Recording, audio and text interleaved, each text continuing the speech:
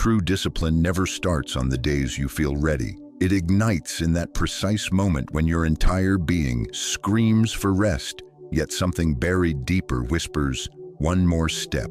It's that invisible choice made in the quiet hours, when comfort spreads its warm invitation and only a fragment of your will says, not yet. That fragment, call it purpose, call it fire, call it the part of you that refuses to fade. It's what carves the line between those who merely exist and those who actually shape their existence. The ancient Stoics understood this wasn't about bending the world to your liking. It was about forging the only territory worth ruling, the landscape within your own ribs. Self-discipline isn't self-punishment. It's the slow, deliberate art of becoming untouchable in a world that constantly tries to touch you. Not because you hide from the storm, but because you've learned that you are not the trees that bend. You are the mountain they're rooted in, and in an age that glorifies distraction, the ability to remain centered isn't just rare. It's the quietest form of power there is. If you're ready to rise above your own impulses, to live by design rather than by reaction, consider subscribing, because the part of you that's ready to take control deserves a voice. 1. The law of internal authority. There's a silent war fought every morning before your consciousness fully surfaces. You feel it in that hazy gap between sleep and obligation. The moment the alarm cuts through and your mind immediately offers excuses wrapped in velvet. You barely rested. 5 more minutes won't hurt. Real change starts Monday. And just like that, before the day has truly begun, your first decision was made not by you, but by a temporary feeling. The law of internal authority is about reclaiming that threshold. It's about seizing those fleeting seconds where you usually hand the reins to your mood. The Stoics weren't mythical figures of iron will. They were human, exhausted, tempted, just like you. But they grasped a fundamental truth. The tiny gap between what you feel and what you choose is the only real estate where freedom exists. That microscopic space. It's everything. It's where character gets forged, where habits crystallize, where authentic power is born. You don't build discipline by waiting for mornings that feel perfect. You build it by getting up on the mornings that feel impossible, by making one small decision that favors your future self over your present comfort. And those small decisions compound. You're not just brushing your teeth or stretching or silencing the snooze button. You're training. You're becoming someone whose actions no longer depend on the weather of their emotions. Because if you don't set the internal tone, something else will. A bad dream, a stressful notification, a memory that lingers like smoke. And then the day runs you. But when you lead from within, everything shifts. You move through obstacles without being consumed by them. You speak with precision, even when anger simmers beneath. You walk into chaos, carrying a stillness that unnerves those around you. Carl Jung once wrote, "Until you make the unconscious conscious, it will direct your life and you will call it fate." That's the tragedy of letting emotions drive. You mistake impulse for destiny. You believe life is happening to you, when really you've just never grabbed the wheel. But you can. Every time you choose action over avoidance, breath over panic, silence over explosion, you're rewriting the source code. You're becoming the author again. And you don't need perfection. You just need awareness. Because self-mastery isn't born from suppressing what you feel. It's born from studying it, watching it rise, naming it, understanding it like an unexpected guest who no longer runs the household. Strength isn't loud. It's not about projecting toughness. It's about being the presence that doesn't flinch when the foundations shake. You lead not by dominating others, but by refusing to be dominated by yourself. That's the essence of living with internal authority. It's not about never feeling anxious, sad, distracted, or exhausted. It's about not letting those feelings dictate your behavior. You still show up. You still do the work. You still honor your word. That's power, quiet, accumulated, undeniable. So when the next wave hits, and it will, don't ask, why am I feeling this? Ask instead, what can I still do despite this? That's where the magic hides. That's how you become the person others look toward when the world gets loud, because you've trained in silence. You've practiced restraint. You've learned to hold the line between what pulls you and what drives you, and that practice becomes your edge.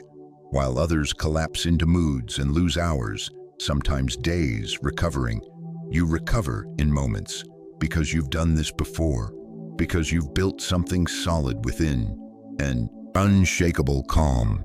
Disciplined internal authority isn't something you're born with. It's constructed through the small, uncomfortable moments where you choose principle over preference, where you say yes to the thing you promised yourself, even when your body screams no. And eventually, that identity becomes who you are.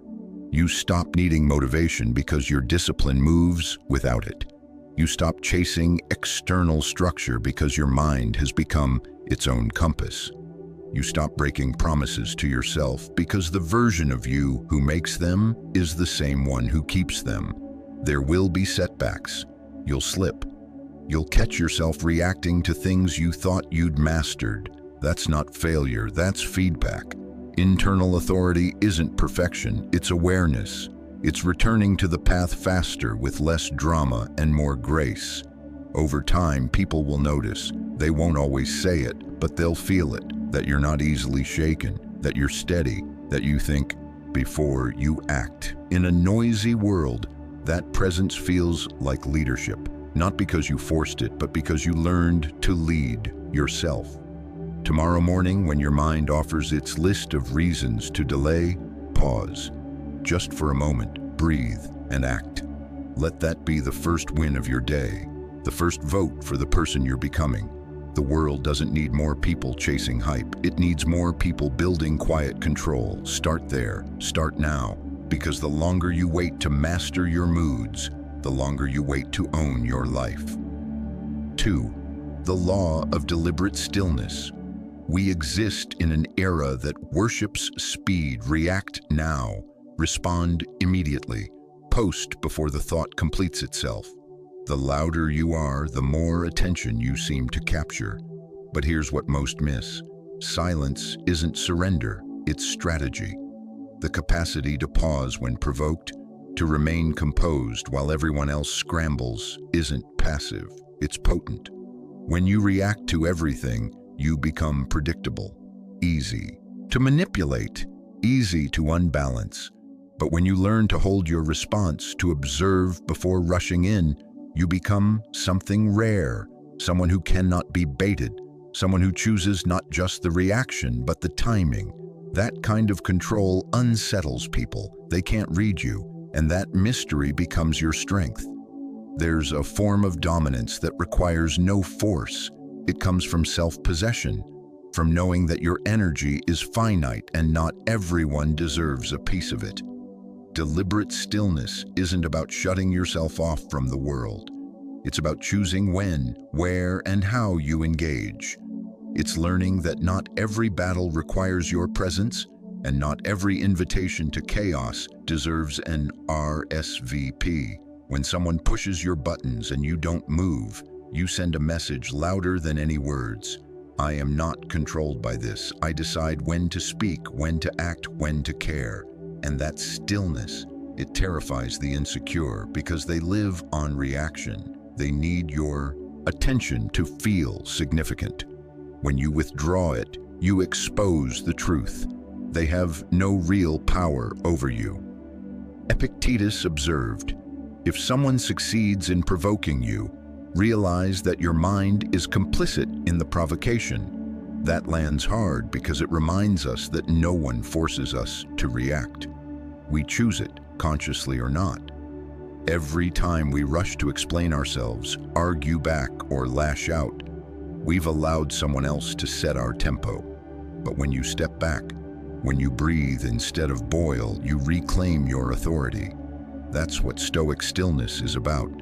It's not emotional suppression, it's emotional redirection. You feel the surge, but you don't let it steer. You observe it, you name it, and you decide if it serves your higher path. If it doesn't, you let it pass like a wave that never quite reaches shore. You'll notice something when you start practicing this. The noise fades, the drama shrinks. You stop being pulled into petty conflicts. You stop needing to explain yourself to people who've already made up their minds. You stop trying to prove your worth in conversations that were never about truth to begin with. That silence becomes your filter. It protects your peace. It protects your energy. It protects your clarity.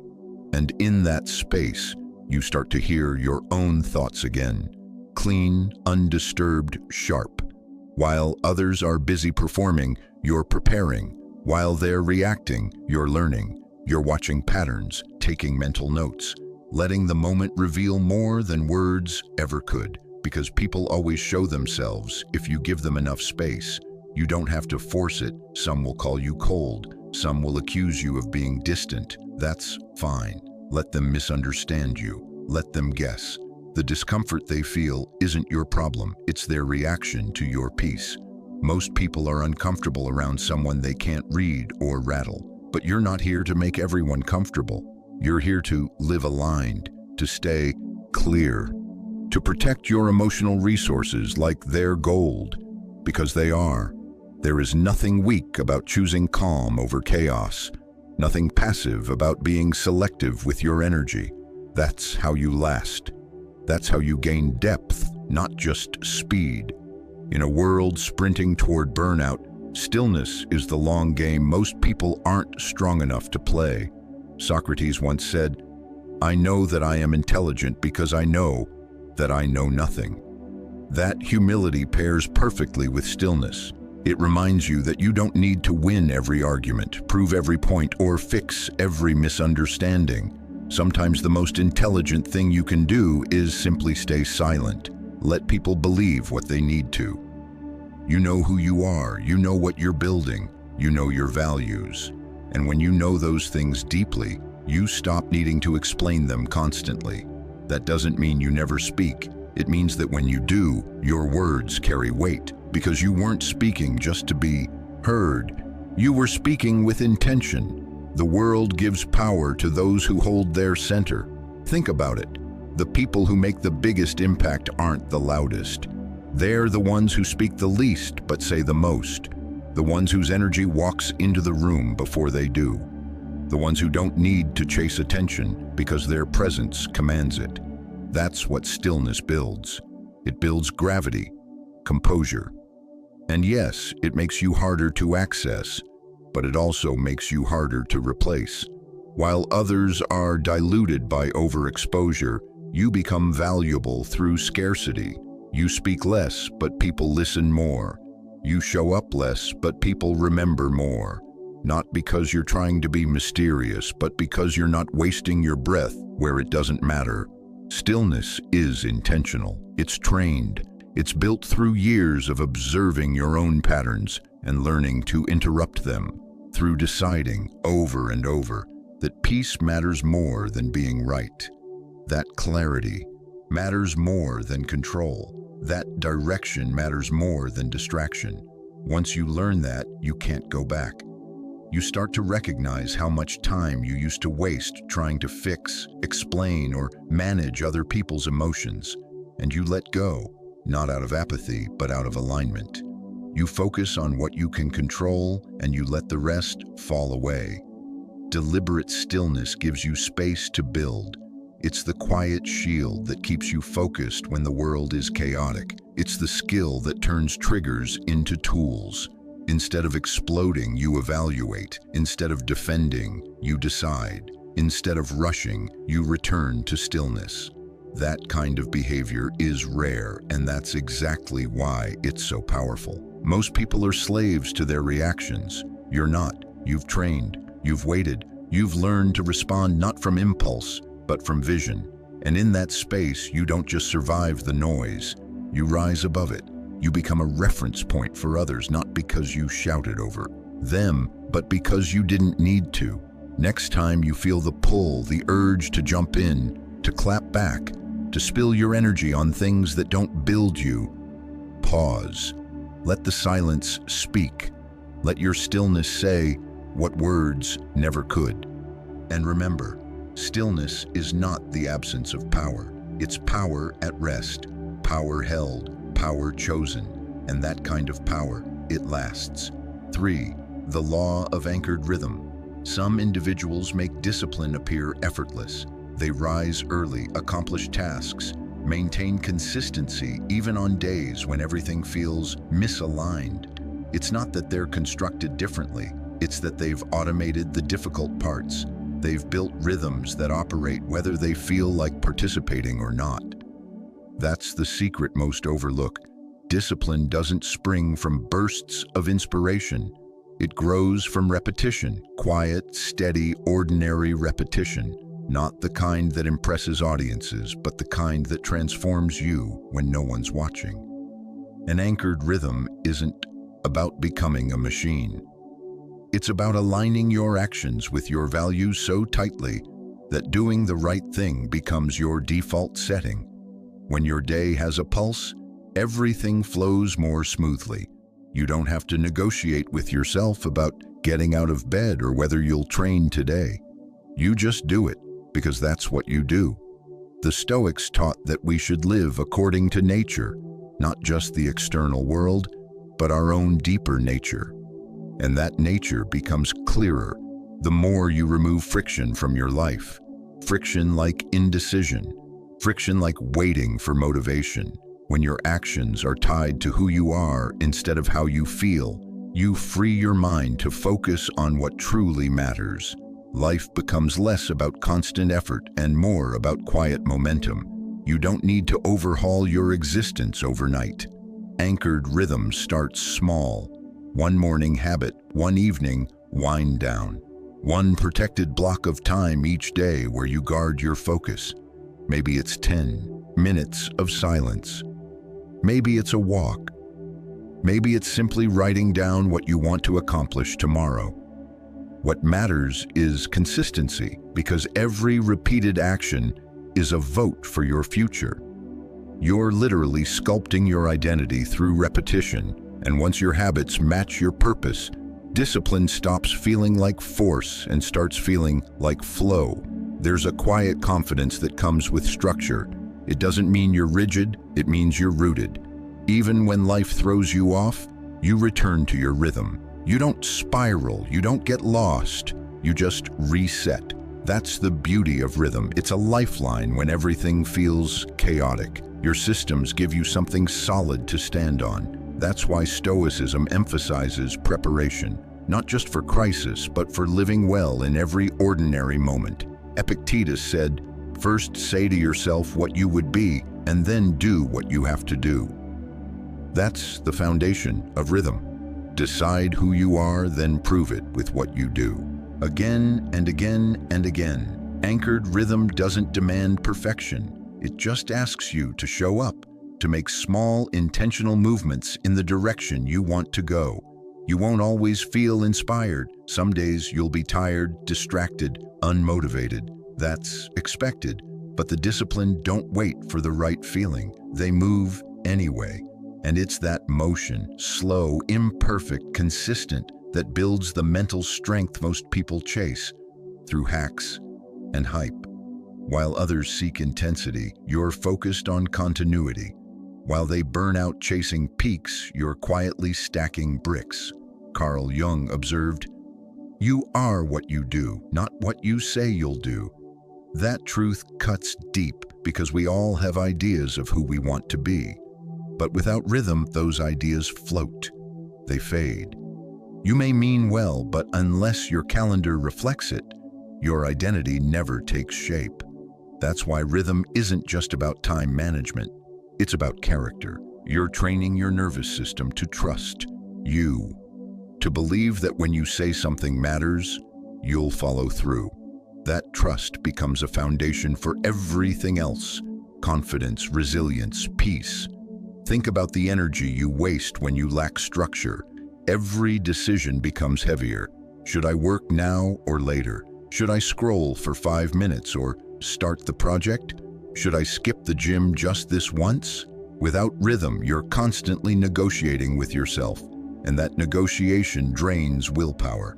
But when the structure is set, you conserve that energy. You act without the inner tug of war. That freedom isn't restrictive, it's liberating. You stop relying on fleeting motivation and start depending on your systems. There's something sacred about repetition, doing something not because it's new or exciting, but because it grounds you, because it connects today to tomorrow, because it reminds you of who you're becoming. Seneca wrote, "No man is more unhappy than he who never faces adversity, for he is not permitted to prove himself." That proof often begins in daily practice, not in grand, heroic acts, but in the quiet discipline of showing up again, of writing when you're uninspired, of training when you're sore, of reflecting when you'd rather distract. These aren't just habits, they're signals to your future self that you're not leaving your growth up to chance. The beauty of anchored rhythm is that it adapts as you grow. What worked for you last year may need to shift now. That's not failure, that's refinement. The disciplined don't cling to structure. They evolve it, they simplify it. They remove what's no longer serving the purpose and double down on what does. That's how you keep the momentum fresh. You stay flexible in form but fixed in principle. Over time, the rhythm becomes more than just action. It becomes stability, it becomes identity. Aristotle said, "We are what we repeatedly do." Excellence, then, is not an act, but a habit. That's the quiet truth behind greatness, behind peace, behind progress that lasts. It's not about occasional effort, it's about what you keep returning to. The disciplined don't need to hype themselves up every day. They've built a life that runs on purpose, a life that doesn't collapse when things get hard because it's been built brick by brick in the ordinary hours. If you feel lost, start there. Don't look for massive change, look for rhythm. Build one habit, then another, then protect them like they matter, because they do. Not because they impress anyone, but because they shape you. That's what anchored rhythm really is. The art of remembering who you are, even when the world gets noisy. 4. The law of unwavering fortitude. Everyone loves the beginning. That spark is intoxicating, the moment of clarity where you declare, "This is it, I'm changing." You buy the planner, you organize your space, you write down your ambitions, and for a while, it feels like progress. But beginnings are deceptive. They trick you into believing momentum is permanent. They don't warn you about the mornings when nothing feels worth it, about the weeks where life stacks weight on your shoulders and simply asks you to keep walking. That's where most people vanish, not because they lacked talent or ideas, but because they lacked fortitude.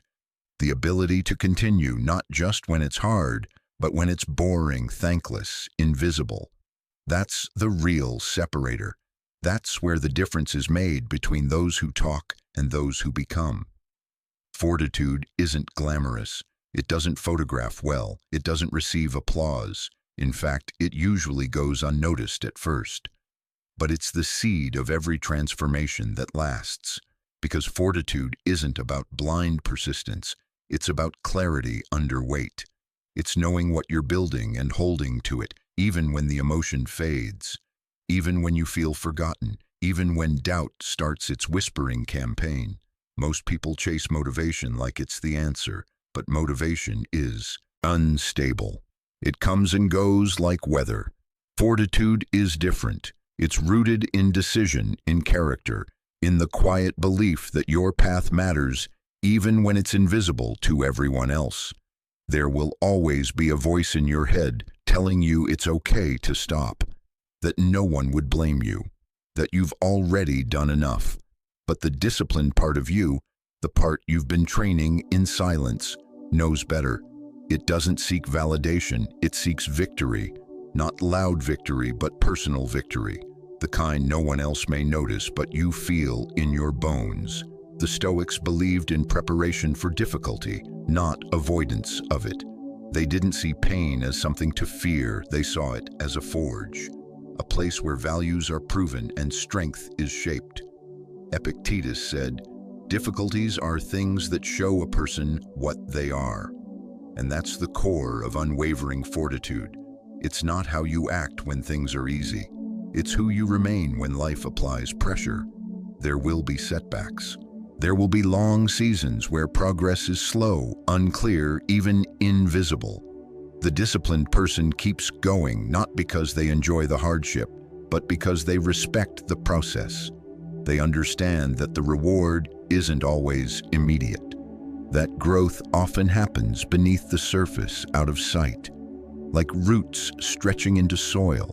And one day, while others wonder how they became so composed, so capable, so calm, they'll forget the years of invisible effort that built that foundation.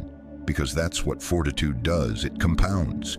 Every day you push through, even a little, you're adding to a structure they can't see, a mental fortress that becomes harder and harder to shake. Carl Jung said, "I am not what happened to me, I am what I choose to become." And what you become isn't determined by how well you start, but by how often you stay, how often you pick yourself up after falling, how often you choose patience over panic. And yes, that choice is hard. Some days you'll question everything. Some days your energy will be gone, and all you'll have left is commitment. That's enough. That's the test. Not whether you shine, but whether you show up in the dark. Whether you can keep your integrity when no one is clapping. That's what gives your word weight. That's what makes your strength real. Most people quit right before the curve turns, right before the results begin to show, because they expected fast feedback, they expected smooth. But the path of mastery is long, repetitive, and often quiet. It's why consistency is so rare, not because people don't want to succeed, but because they expect ease and walk away when it's not there. The disciplined person sees the difficulty and stays anyway. They don't mistake discomfort for a stop sign. They use it as a signal that they're entering territory where most won't follow. And that's where the advantage is built, not in extraordinary bursts, but in ordinary repetition. Marcus Aurelius wrote, "You have power over your mind, not outside events. Realize this and you will find strength." That strength isn't flashy. It doesn't show up in loud declarations. It shows up in the quiet refusal to break, in the decision to try again after failure, in the choice to hold a standard even when no one else seems to care. Over time, that consistency becomes intimidating. People won't always understand it. They'll say you're too serious, too focused, too committed. That's fine. Let them underestimate what slow, steady growth can do. Let them overlook what happens when you refuse to quit. The world respects what doesn't fold under pressure, what doesn't vanish when things get tough. Most people quit and then blame the system, blame the circumstances. But deep down, they know it wasn't the system. It was the lack of staying power. The absence of that inner resolve that keeps moving when things feel heavy, when things feel pointless, when things feel lonely. That resolve isn't inherited, it's built through days where you'd rather be anywhere else, doing anything else. But you stay, and every time you stay, you're proving to yourself that you're no longer controlled by feelings alone, that your actions are rooted in something deeper than convenience. Seneca said, "Sometimes even to live is an act of courage, and sometimes to continue is the highest expression of discipline. To wake up and try again, to show up with sore muscles, with a tired heart, with no spotlight, and still give your best, because deep down you know something most people never learn. Strength isn't a moment, it's a habit, and that habit is built through resistance, through fatigue, through failure. Each one of those moments is shaping you, not punishing you, shaping you, teaching you how to last. And when the storms come, and they will, you won't have to fake your calm. you'll have earned it. Unwavering fortitude isn't loud. It doesn't need to be. It's not something you need to prove. It's something you carry. And when others fall apart under pressure, you'll hold your ground. Not because you're fearless, but because you've walked through fear enough times to stop letting it lead.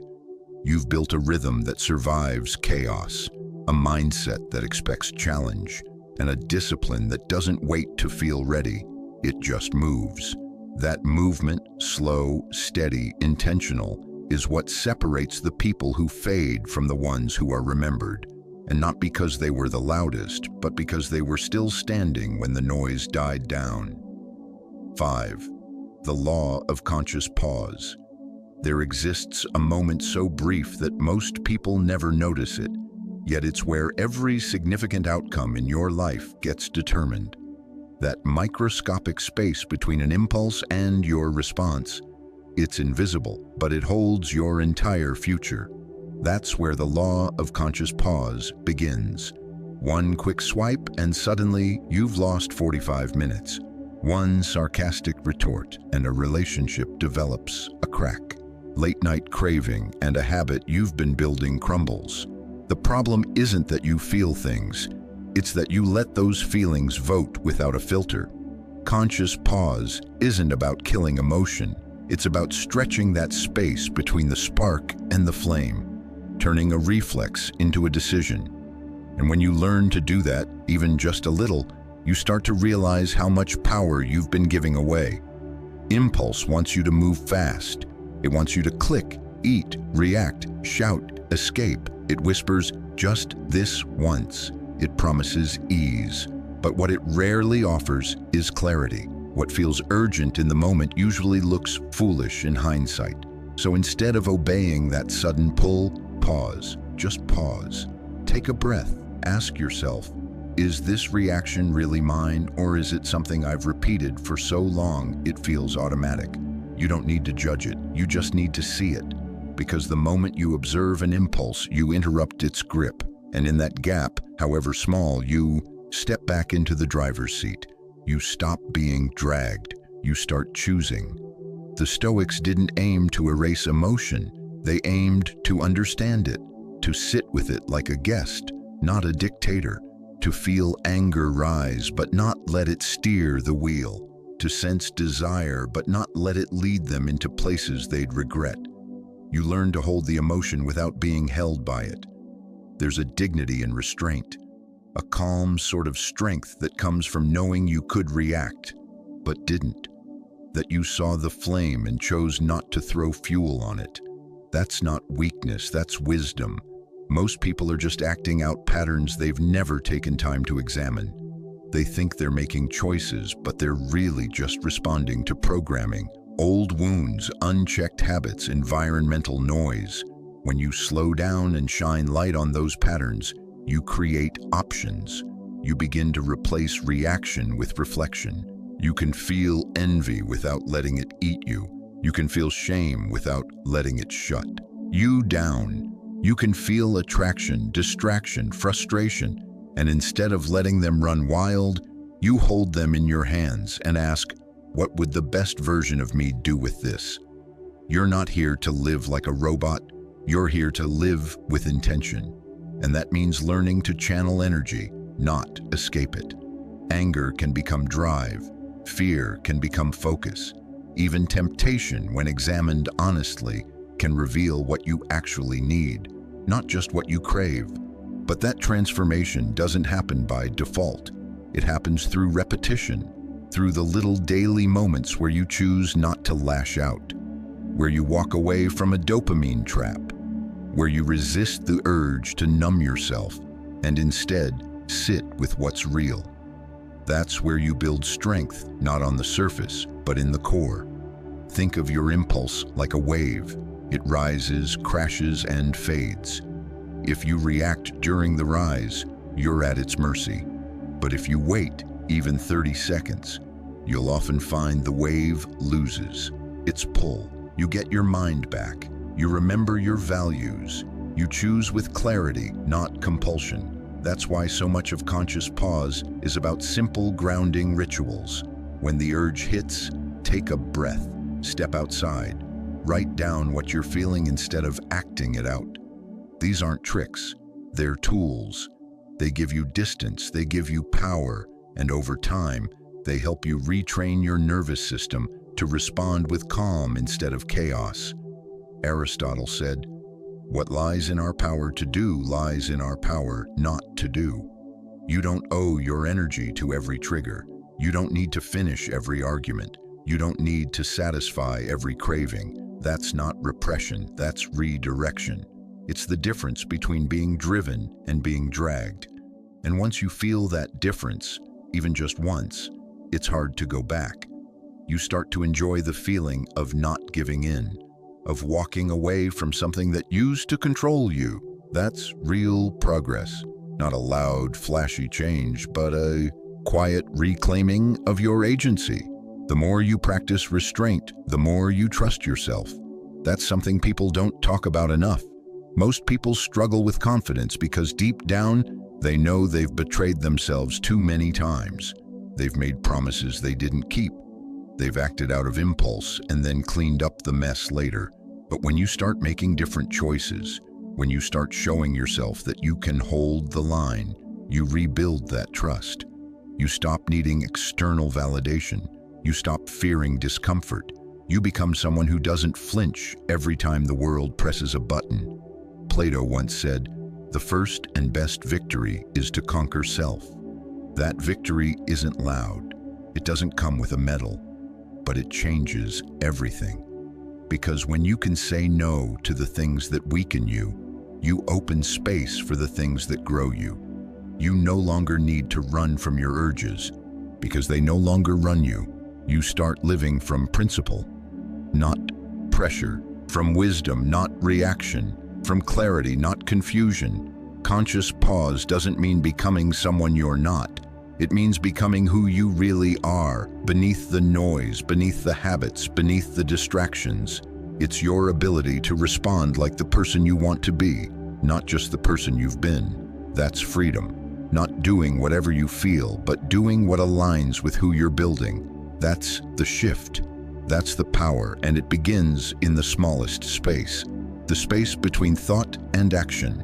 That's where you win, one moment at a time, one choice at a time, until reaction becomes response, and your life begins to reflect not your urges, but your values.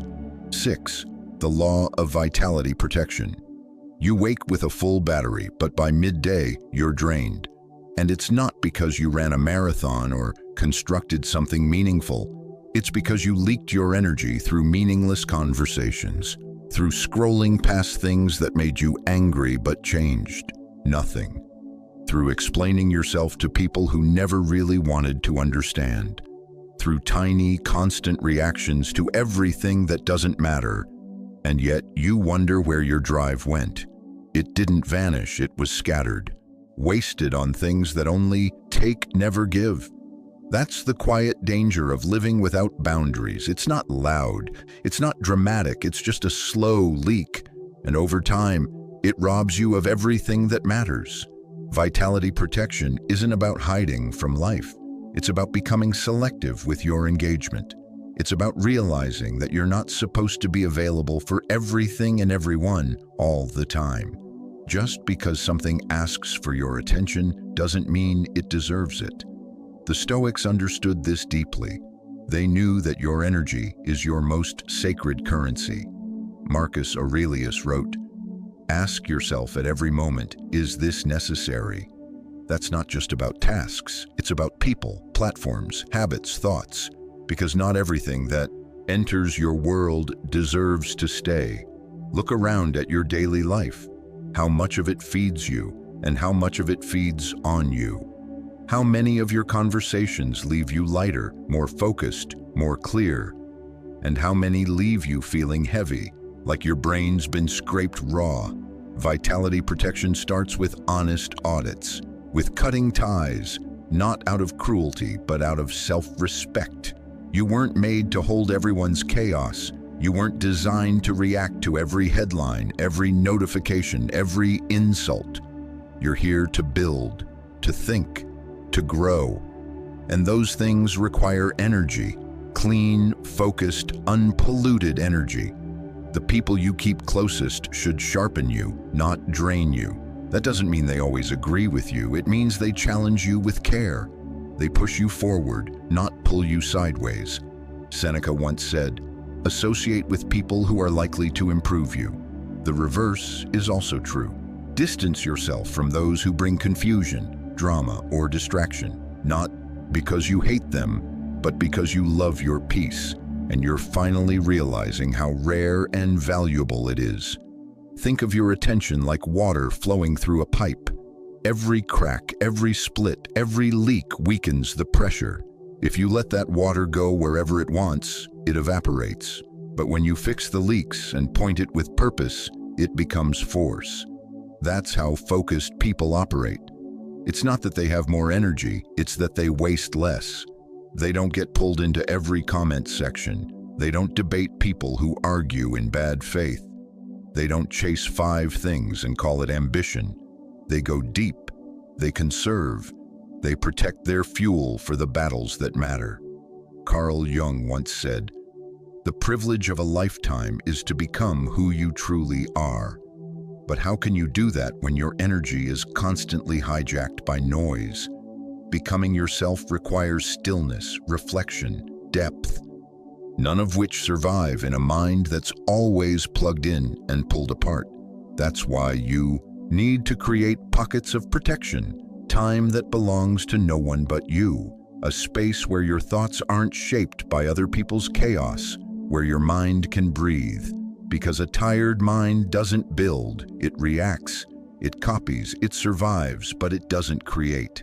Vitality protection also means respecting your body, your food, your rest, your breath. You don't have to be extreme, you just have to be intentional. Drink water when your mind feels foggy. Step outside when the walls start to press in. Move your body before your thoughts turn toxic. The smallest acts often create the biggest shifts. And once you realize that your physical habits are the foundation of your mental state, you stop treating them like optional chores. You start seeing them as pillars, because a depleted body will always carry a scattered mind. You don't need to do more, you need to do less with more meaning.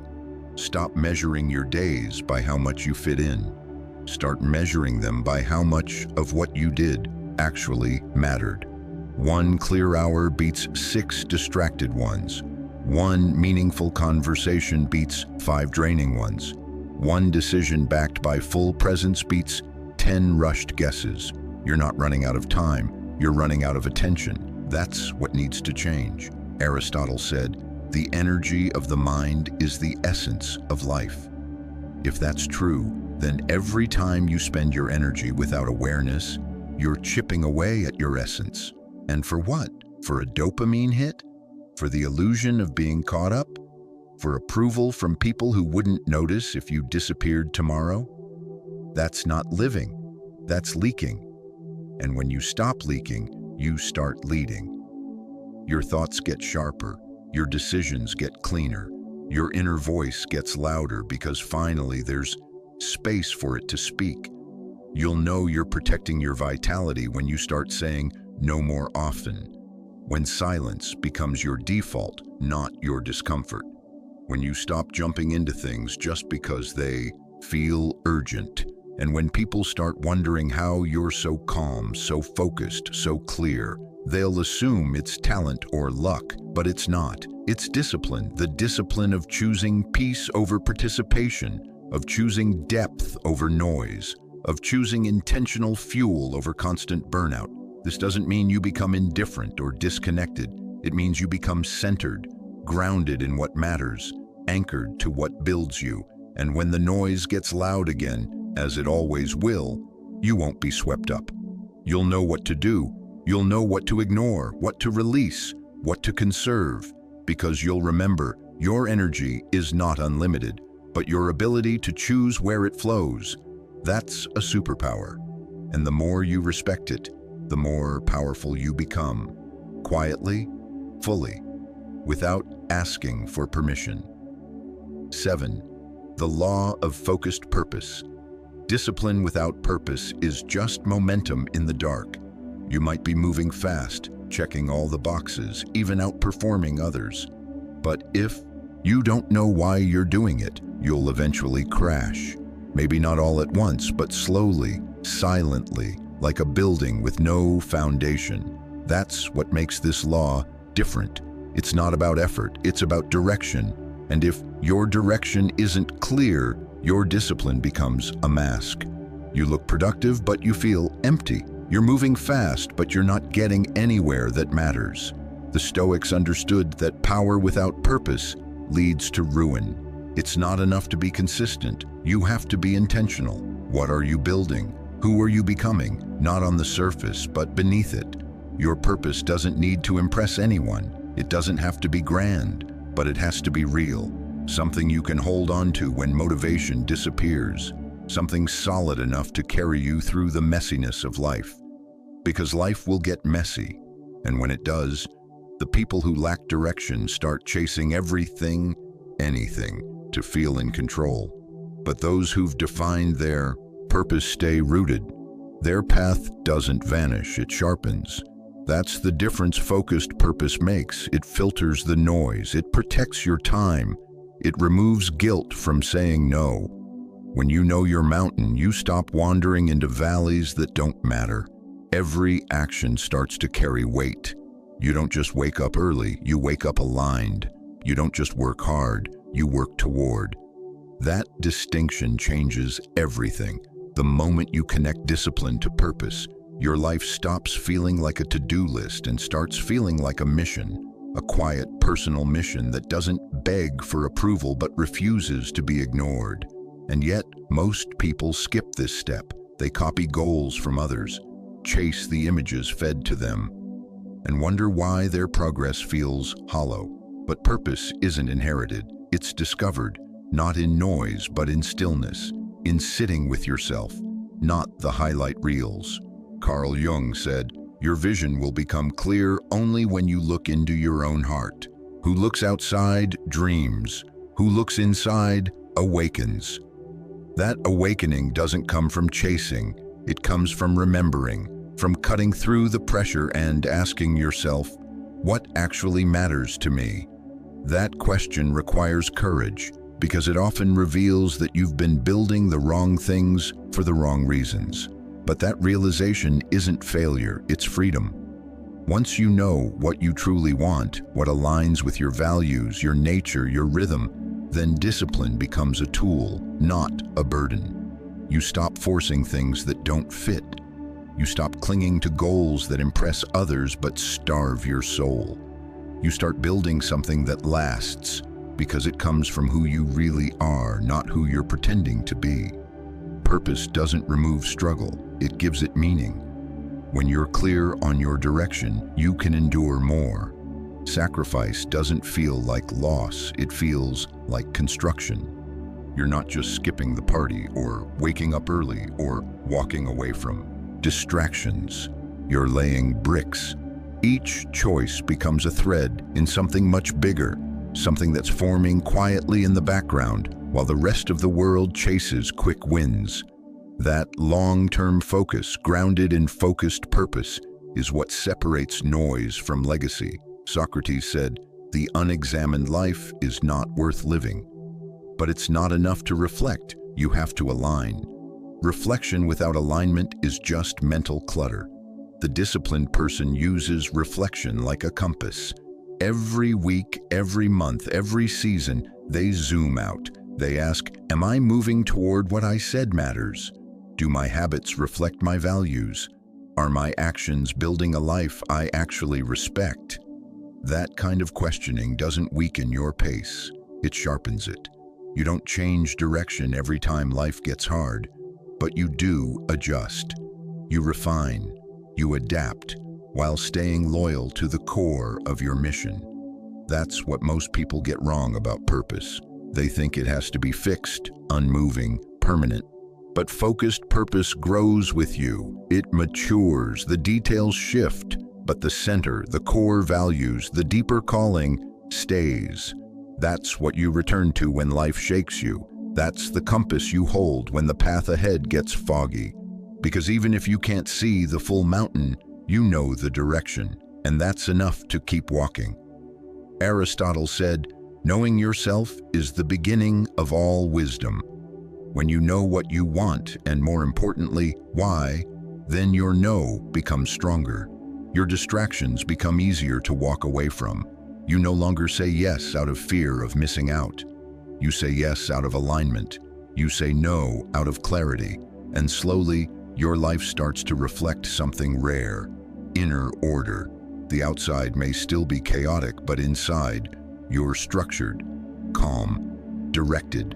This is where real confidence is born, not from hype or fake positivity, but from knowing that every day you're honoring a purpose that actually means something. You're not wasting your life climbing someone else's ladder, you're building your own. And that kind of inner congruence shows in the way you speak, in the way you walk into a room, in the way you don't flinch when others doubt you, because you're not performing, you're aligned. That alignment radiates. It makes you steady when others shake. It makes you magnetic without needing to impress. You don't need a perfect roadmap, but you do need a direction that speaks to your soul. Something worth waking up for, worth protecting, worth sacrificing for. That's the anchor of focused purpose. It's what gives your hard days a purpose and your small wins a deeper satisfaction. It's what turns effort into devotion, routine into ritual, and life into something that feels designed, not just survived. So if you've been doing everything right but still feel off, zoom out. Not to find more to do, but to remember why you started in the first place. Your purpose won't scream, it whispers. And if you're quiet enough, still enough, honest enough, you'll hear it. And once you do, you'll realize that every moment of discipline was never just about control. It was always about becoming, about building something you could live inside, not escape from. Because at the end of the day, discipline is the engine, but purpose is the road. And when they move in sync, you don't just move, you arrive, quietly, steadily, with every step stitched to something real. That's how you build a life that doesn't just look strong, but feels unshakable. Every step you take with clarity becomes a seed for the life you're meant to build. Discipline alone can carry you forward, but when it walks hand in hand with purpose, you don't just move, you become unstoppable. If this resonated with something deep within you, please take a moment to like this video and support Stoic Mindset Mastery. It helps us bring more of these reflections to you. Stay focused, stay grounded, and remember, the quiet work you do today is shaping the strength they'll never see coming. Watch the next video on your screen to keep sharpening your path. Thank you for being here. Thank you for being a part of this community where every moment becomes a choice, and every choice becomes a legacy.